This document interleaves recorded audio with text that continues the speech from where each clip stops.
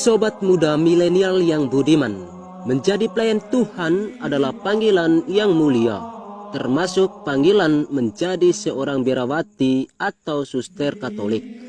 Hal ini merupakan panggilan suci yang tidak diberikan kepada semua orang. Karena itu, tidak akan mudah untuk menjadi dan menjalani kehidupan sebagai biarawati.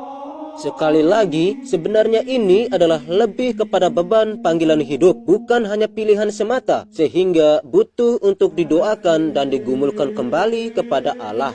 Hidup membiara berarti bersedia untuk meninggalkan kehidupan bersifat dunia dan memfokuskan dirinya dalam kehidupan beragama untuk lebih mendekatkan diri dengan Allah. Di Indonesia, biasanya biarawati dipanggil dengan sebutan suster. Mereka hidup di dalam suatu biara dengan menaati segala peraturan yang ada dan tidak boleh melanggar peraturan tersebut.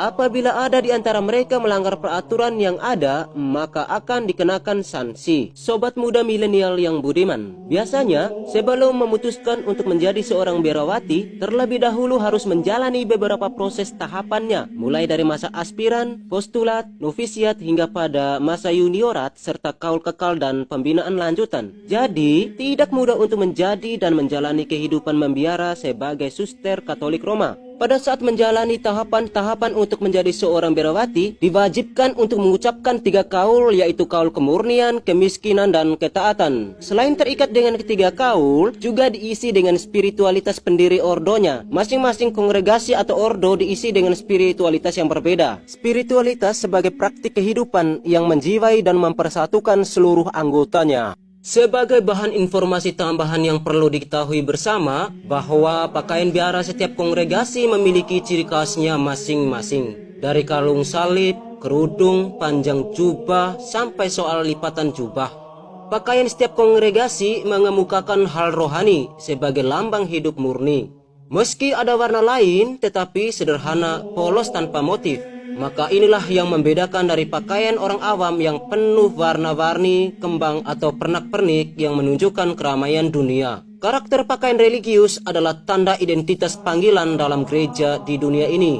Dengan demikian, pakaian atau jubah juga dijadikan simbol atau legitimasi personal atas kongregasi atau tarekat tertentu yang ia pilih. Dalam hal ini, perlu dan butuh diperhatikan karena mode pakaian religius setiap kongregasi atau tarekat itu berbeda. Misalkan saja, mode jubah dan kerudung pada kongregasi Immaculata Conceptionis dalam video ini memiliki ciri khasnya tersendiri sebagai identitas dari kongregasi tersebut.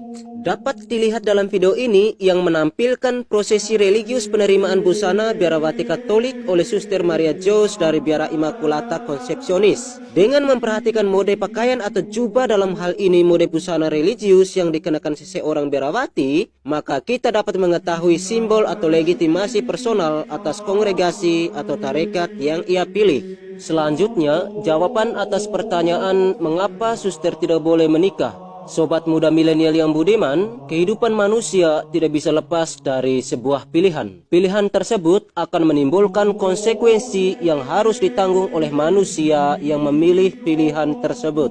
Jika mengikuti alur psikologi perkembangan menurut pendapat Elizabeth Harlock, menjelaskan bahwa setiap tahap perkembangan memiliki tugas yang harus dipenuhi, dan pada dewasa muda, salah satu tugas perkembangannya adalah menikah atau bereproduksi. Bagi orang yang memilih untuk menjadi biarawati, menikah adalah tidak mungkin. Keputusan untuk memilih hidup selibat dengan mengucapkan 3 kaul kekal, seperti kaul kemurnian, kaul kemiskinan, dan kaul ketaatan atau janji ini akan menggiring mereka pada suatu konsekuensi, yaitu tidak memilih menikah selama sisa hidupnya. Melajang bagi para biarawati adalah suatu konsekuensi yang harus dihadapi setelah memutuskan untuk menjalani hidup membiara. Konsekuensi ini dipahami oleh para suster yang dengan sadar memilih untuk menjalani kehidupan menjadi biarawati. Bagi suster Katolik, kaul dipandang sebagai komitmen atau janji untuk setia kepada Allah sebagai biarawati. Setia dari awal mengucapkan kaul kekal seperti kaul kemurnian, kaul kemiskinan, dan kaul ketaatan hingga akhir hayat. Kaul sebagai arahan hidup atau pedoman hidup membiara sehingga memudahkan para biarawati dalam menjalani kehidupan. Keputusan untuk menjadi biarawati mendapatkan dukungan dari orang tua yang menjadi penguatan bagi suster dalam memilih hidup membiara sebagai pilihan hidup yang akan dijalani selamanya. Karena menjadi biarawati adalah pilihan bebas dan penuh kesadaran, maka para suster sudah mengerti akan konsekuensi dan resiko dari hidup membiara ini. Sekali lagi, saya menegaskan bahwa salah satu konsekuensinya adalah menjalani hidup melajang seumur hidup. Para suster memiliki keinginan untuk menjadi biarawati secara totalitas dengan pelayanan dan pengabdian diri bersama kongregasi.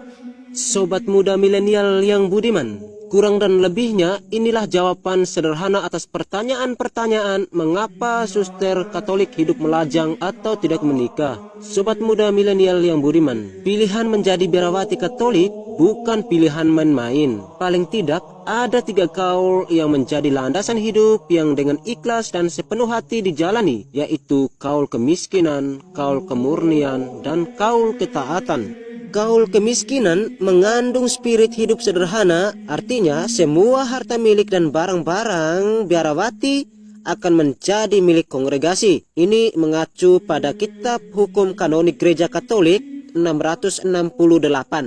Kaul kemurnian atau selibat mengandung spirit penyerahan total kepada Kristus.